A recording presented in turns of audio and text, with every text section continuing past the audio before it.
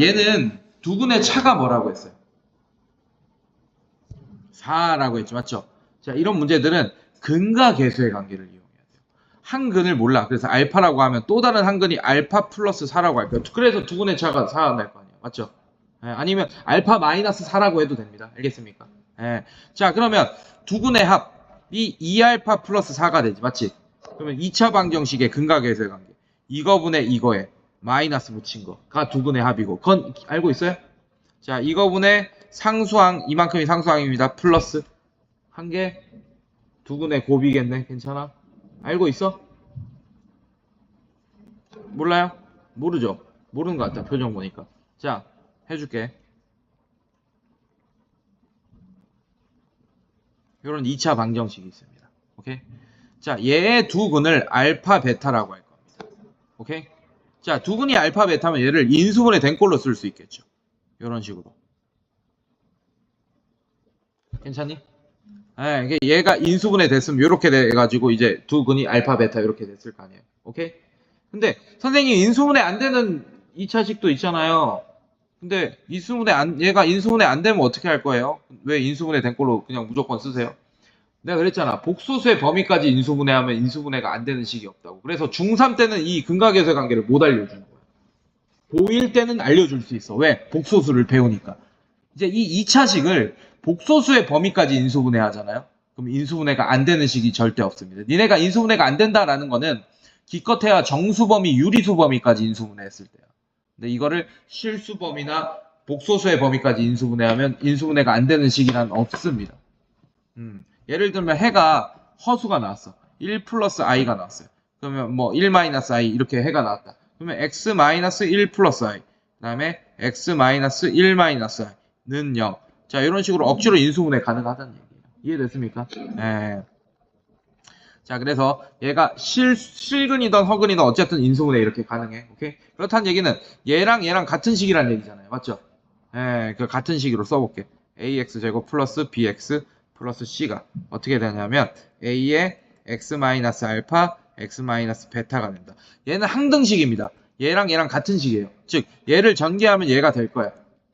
오케이? 그래서 실제로 우변을 전개해서 비교해 보겠습니다. 좌변이랑. 괜찮니?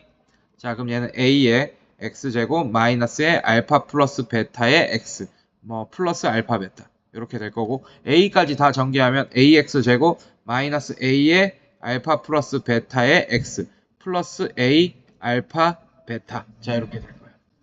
여기까지 괜찮니? 그러면 자 좌변의 2차항의 개수 a죠. 맞죠? 우변의 2차항의 개수 a 서로 일치하는 거 맞아? 얘도 일치해야겠죠. 좌변의 1차항의 개수 b죠. 맞죠? 우변의 1차항의 개수 뭡니까? 마이너스 a의 알파 플러스 베타입니다. 괜찮니? 자, 근데 지금 내가 뭘 증명하고 있냐면 근과 개수의 관계를 증명하고 있어. 지금 여기서 알파 베타는 근이고 a, b, c는 개수잖아요. 맞죠? 그러면 개수는 개수끼리 근은 근끼리 모아놓고 싶어. 오케이? 그래서 양변에 마이너스 a로 나눠봐. 그럼 어떻게 돼? 마이너스 a분의 b가 알파 플러스 베타다라고 쓸 수 있겠죠. 맞죠? 그래서 두 근의 합을 구할 때 이제 이 방정식을 직접 풀어서 두 근을 구한 다음에 더할 필요가 없어. 두 근의 합을 구하려면 그냥 만약에 이렇게 있어요. 3x제곱 마이너스 2x 플러스 1은 0 뭐 이런 방정식이 있습니다. 오케이? 얘의 두 근의 합을 구해달라고 그랬어. 그럼 이걸 직접 풀어서 두 근을 구한 다음에 더할 필요가 없다는 얘기야. 그냥 얘분의 얘 한 다음에 마이너스 붙이면 돼요.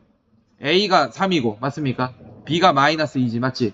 거기다 마이너스 붙여. 그럼 3분의 2가 두 근의 합이었을 거야. 괜찮니? 그 다음에 두 근의 곱은 어떻게 되냐? 자, 잘 봐요. 자, 얘가 c죠. 맞죠? 상수항 c입니다. 그럼 상수항이 얘죠. a, 알파, 베타지. 맞지? 이것도 근은 따로, 개수는 따로 나누기 위해서 양변에 a로 나눠볼게. 그럼 얘는 a분의 c가 알파, 베타 이렇게 되는 거 맞습니까? 얘도 마찬가지. 이 방정식의 두 근을 구한 다음에 두 근의 곱을 구해달라고 했어. 그럼 두 근을 직접 구한 다음에 곱하기 할 필요가 없다는 얘기예요. 오케이? 그냥 두 근의 곱은 3분의 1이다 하면 됩니다. 3분의 1 이렇게. a분의 c 이렇게. 괜찮아? 얘는 마이너스 a분의 b. 괜찮아요? 오케이. 여기까지 됐어. 오케이? 자, 근데 두 근의 차가 뭐라 그랬어? 4라 그랬지. 맞지? 그래서 얘 어떻게 할 거냐? 이렇게 놔둘 거예요. 괜찮습니까? 두 근의 합이 2, 이거 두 개 더하면 2알파 플러스 4 되는 거 맞습니까? 그게 뭐가 되냐면, 마이너스 2m이 되네. a가 1이죠. 맞죠? 1분의 2m에 마이너스 붙였으니까. 알겠습니까? 마이너스 a분의 b. 괜찮아요? 네, 이렇게 됩니다. 자, 그러면 양변에 2로 나눠주면 알파 플러스 2가 마이너스 m이 된다. 뭐 이런 식 만들 수 있어? 양변에 2로 나눴어요. 그냥. 괜찮니? 네, 이렇게 됩니다. 자, 두근의 곱. 알파 플러스 4가 뭐가 되냐면 두근의 곱이 m제곱 플러스 2m 플러스 4가 됩니다. 여기까지 괜찮니? 네. 자, 그래서 알파와 m 식 두 개죠. 맞죠?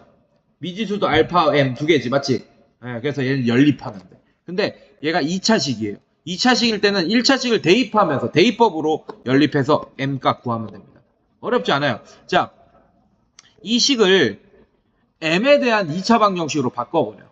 무슨 말이냐? 얘는 알파 대신에 어떻게 할 거냐면 마이너스 m 마이너스 2를 대입할 겁니다. 이 식에. 그럼 알파 대신에 마이너스 m 마이너스 2가 대입되면 이제 알파는 없어지고 m에 대한 2차식이 되겠네. 괜찮아? 자, 그래서 대입합시다. 오케이? 자, 대입하면 마이너스 m 마이너스 2 알파 그다음에 마이너스 m 마이너스 2 플러스 4니까 플러스 2. 자, 이렇게 돼버리겠죠. 괜찮아요? 자, 이게 m제곱 플러스 2m 플러스 4. m값이 m에 대한 2차 방정식 나올 줄 알았는데 1차 방정식 나오겠다. 잘 봐요. 자, 얘는 합차 공식 쓸 전개 가능하죠. 맞죠? 마이너스 m의 전체 제곱 마이너스 4 이렇게 되겠지? 이게 m제곱 플러스 2m 플러스 4 이렇게 되겠죠. 맞습니까? 자, 얘는 m제곱으로 바뀝니다. 그래서 m제곱 없어지겠죠. 맞죠? 자, 얘 넘기면 2m 얘를 넘겨 4를 넘겨. 자, 얘를 넘겨요. 2m이 마이너스 8이다 되니까 m이 마이너스 4다 이런 식으로 답을 구할 수 있게 되겠네요. 됐습니까? 그래서 2번이 정답이 되겠다. 괜찮니? 네, 근각예수의 관계. 두근의 합 뭐라고? 마이너스 a분의 b. 두근의 곱 뭐라고? 아니, 두근의 합 마이너스 a분의 b. 괜찮아? 두근의 곱.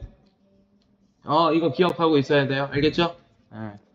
제일 중요한 거다. 근각예수의 관계가 2차 방정식에서 가장 좋은 스킬이에요. 알겠습니까? 네, 꼭 기억하고 있어야 돼. 알고 있었지, 사실.